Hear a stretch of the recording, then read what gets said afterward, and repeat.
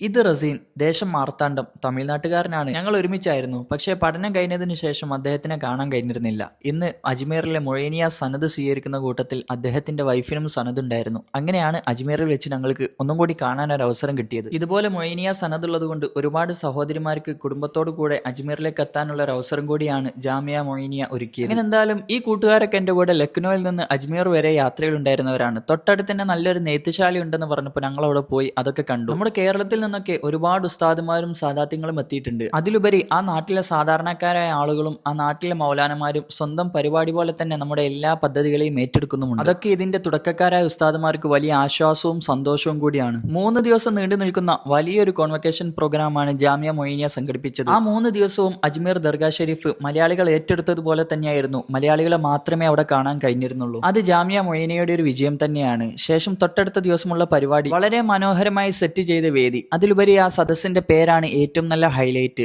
മൊയ്നിയ ഡെസിനിയോ. ഡെസിനിയോ എന്ന് പറഞ്ഞു കഴിഞ്ഞാൽ ദശവർഷം എന്നാണ് അർത്ഥം. 10ാം സന്നദ്ധാന സമ്മേളനത്തിനോടനുബന്ധിച്ചുകൊണ്ടാണ് ആ മനോഹരമായ പേര് നൽകിയത്. ഒരുപക്ഷെ രാജസ്ഥാനിലോ അല്ലെങ്കിൽ അജ്മീറിന്റെ പരിസര പ്രദേശങ്ങളിലോ ഇത്രയേറെ മനോഹരമായ ഒരു സദസ്സ് ഈ ഒരു വർഷം നടന്നിട്ടുണ്ടാകില്ല. അതിന് കാലം സാക്ഷി.